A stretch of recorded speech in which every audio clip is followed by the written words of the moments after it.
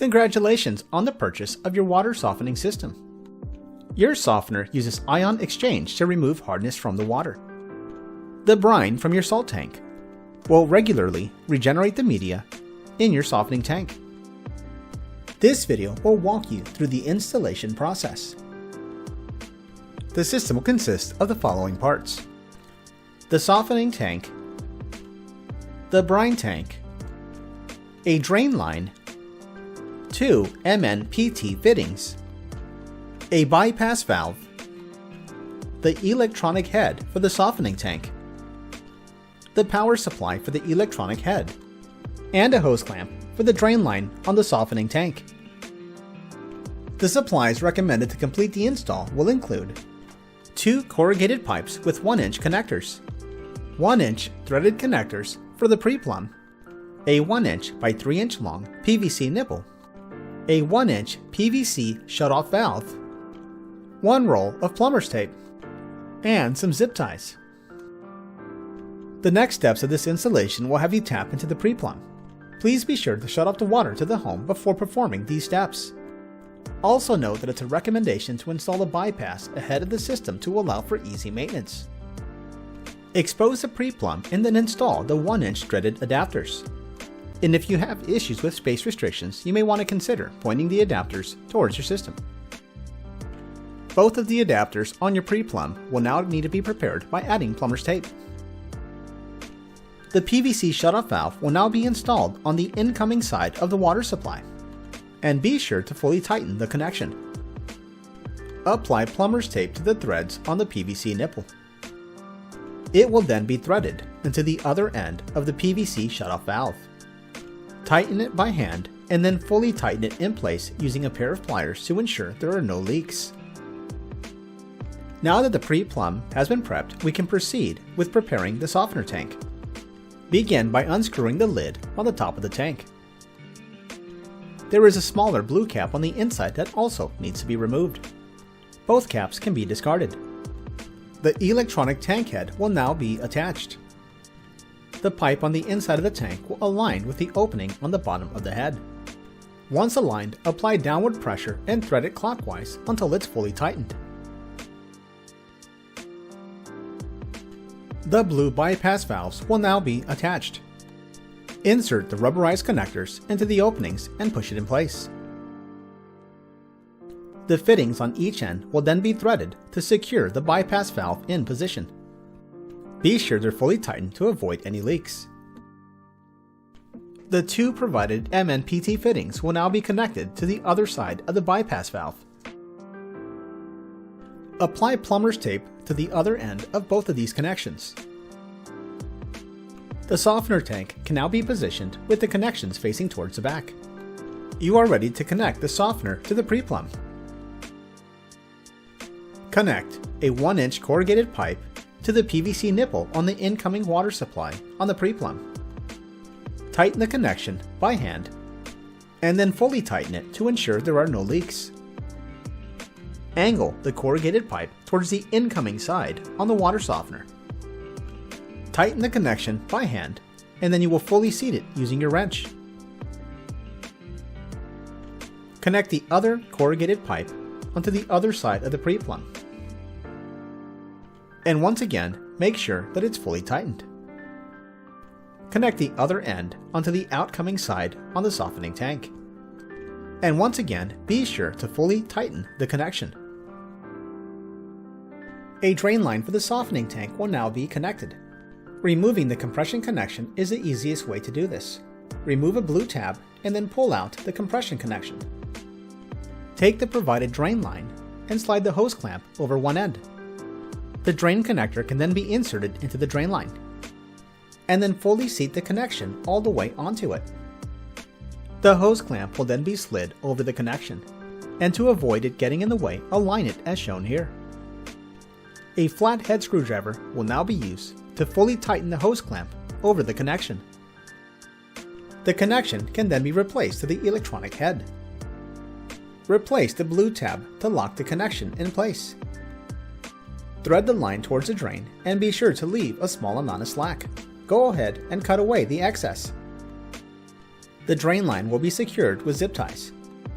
4 holes can be drilled on either side of the drain pipe high up to avoid any leaks.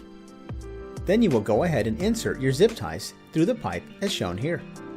Push the zip ties inward to create a loop on the inside of the pipe. Thread the drain line through those loops, and then you will tighten the zip ties to secure the drain line into the pipe. The brine tank can now be introduced. To gain access to the connections, go ahead and lift off the lid. You must also remove the cap from the brine well found inside the tank. An overflow drain line will now be added to the brine tank. The line will then be pressed onto the compression fitting that's coming out from the brine tank. A black regen line is pre-attached to the electronic head. Go ahead and cut away the red zip ties to release it. Thread that line through the opening on the brine tank, and then you will press it in place into the connection that's on the inside of the brine well. Once the connection is fully seated, the line will not pull out. The white cap for the brine well will now be replaced. The other end of the drain line will now be threaded towards the drain. It will also need to be secured using zip ties. Before you proceed, it's important to ensure that none of your drain lines have any kinks in them. The provided power cable will now be connected to the far left connection on the electronic tank head. The power adapter will need to be plugged into an outlet that is not controlled by a switch. Your system should look similar to this after it's been fully connected. Before wrapping up the installation, you will need to perform a few final steps. It is recommended that a battery be installed on the electronic tank head. This will protect your settings in the event of a power loss. The cover will need to be removed by pulling out the tab on the front while lifting it up. There is a 9-volt battery connection just beneath the electronic display.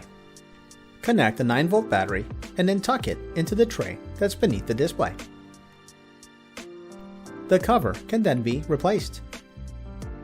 At this time, the brine tank can be filled with salt pellets. It is recommended to fill it with 4 to 5 bags. You are now ready to test the system. While the water is still turned off to the home, turn on the cold water all the way in one of the bathtubs. Before restoring water to the home, please ensure that the shutoff valve that you installed is set to the off position. Also ensure that the valves on your tank are set to bypass so that water bypasses the tank altogether. Turn the water back onto the home and then inspect your shutoff valve for any leaks. If none are detected, you can go ahead and open the valve to allow water to flow through your bypass. Water will begin to flow and you will then check your bypass for any leaks. If no leaks are detected, you can go ahead and turn off the bypass and allow water to now flow through your softening system. Allow water to flush through the system for about 5 to 10 minutes. The final step is to program the electronic head using a smartphone app. Go to the App Store and look up Legacy View. The application can then be installed. Once installed, go ahead and open it. The electronic softener head will appear on the list. Go ahead and select it. To set the time on the electronic head, simply tap the time in the app. A pop-up will confirm that you want to set the time to the time that's on your device. Go ahead and select OK. The default regen time is set to 2 AM. If you want to select a different regen time, simply select that tile. A screen will come up to allow you to make a change. Your water hardness will need to be set. If you performed a hard water test, then information would be obtained from that. If not, you can check with your water authority to get the information. To set it, you will simply tap on that tile. Then you will enter the appropriate value. Now you will select the menu icon from the upper left-hand corner to gain access to the advanced settings. Tap on the Advanced Settings option. The Regen Day override in the upper right-hand corner will need to be changed. Go ahead and select it and change the value to 14 days. The reserve capacity on the left-hand side will also need to be updated. Select it and then change the reserve capacity to 10%. The last two settings will vary depending on the size of the system that you're installing. If you're installing the SS1 softener, you will need to change the resin grain capacity on the right-hand side. Change it from 27 to 32,000. The brine refill time on the bottom right-hand corner of the screen will also need to be updated. Select it, and then you will change the value to 8 minutes. If you happen to be using the SS4 version of the softener, the last two settings will be different. Select the resin grain capacity and you will change it to 4,800. The brine refill time will also need to be changed. It will need to be increased to 10 minutes. The final step will be to force the system to regenerate. However, you should note that the process will take 90 minutes and the water in the home cannot be used during this process. Select the menu icon in the upper left-hand corner, and then you will select Regenerate Now from the list. Select OK from the following screen and the system will regenerate for the next 90 minutes. Once the regeneration cycle is completed, the system is ready to use. Congratulations, the installation and setup of your system is now completed.